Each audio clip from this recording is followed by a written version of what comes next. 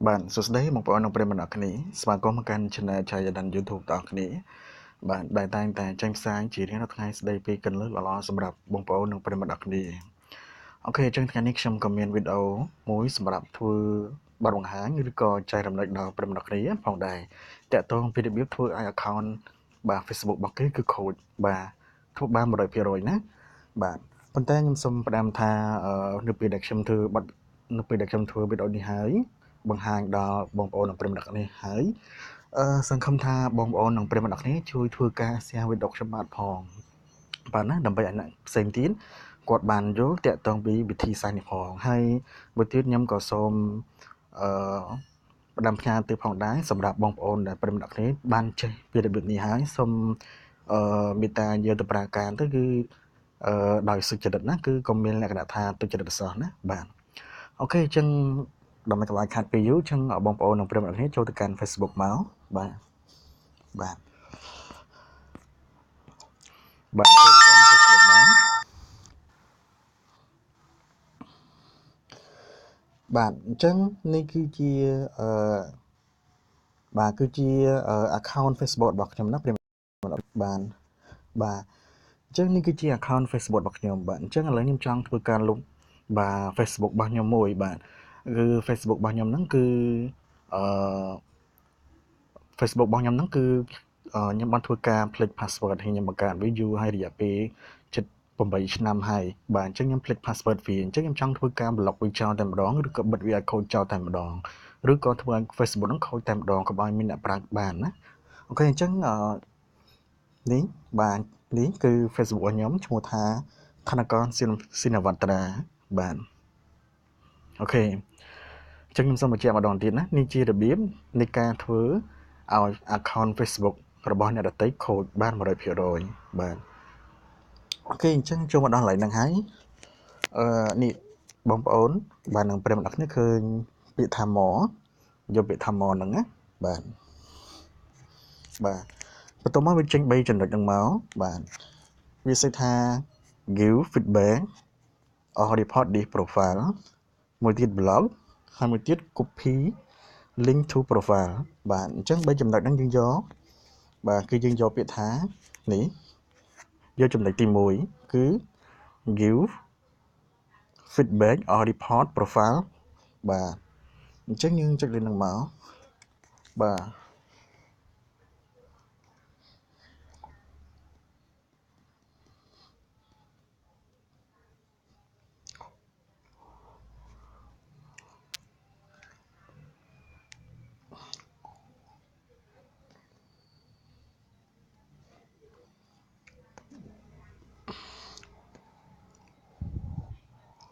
បាទ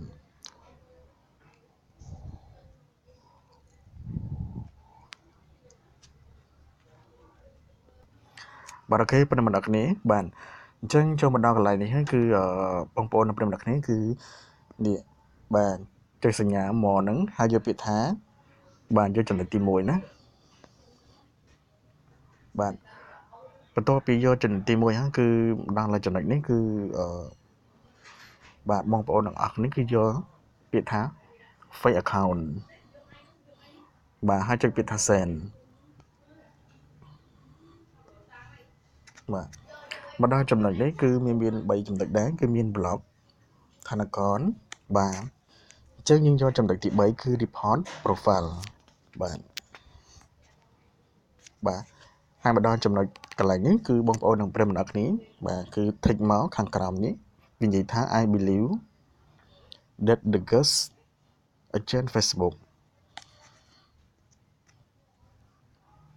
បាទចុចលើវាមកហើយចុចពាក្យថា report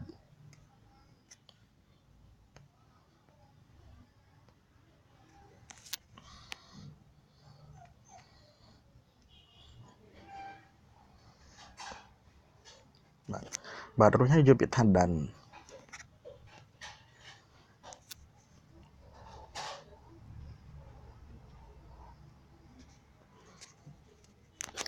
បាទតែប៉ុណ្្នឹងរួចជាការស្ដាច់បាទនេះគឺជារបៀបនៃការ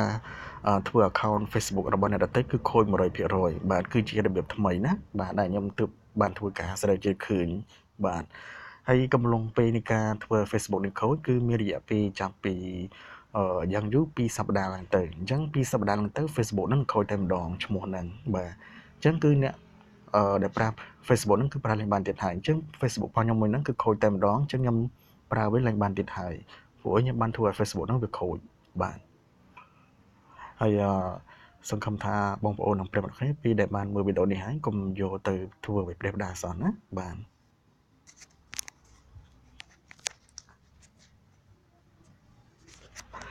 បាទគឺខ្ញុំបង្កើតវីដេអូនេះមកគឺគ្រាន់តែចង់ធ្វើការប្រាប់ដល់បងប្អូនបាទប្រិយមិត្តអ្នកគ្នាតាក់ទងពីរបៀបធ្វើឲ្យ Facebook របស់គេខូច 100% ប៉ុន្តែគឺសម្រាប់ទីថា Facebook របស់យើងភ្លេច password អញ្ចឹងយើងចង់ធ្វើការ block វាចោលឲ្យវាខូចតែម្ដងកុំឲ្យមានអ្នកលួចប្រើបានបាទអញ្ចឹងអាចធ្វើតាមខ្ញុំបានណាបាទហើយមួយទៀតសូមជួយ share វីដេអូខ្ញុំបានផងណាដើម្បីឲ្យអ្នកផ្សេងទៀតគាត់បានយល់ដឹងតាក់ទងពីរបៀបនៃការ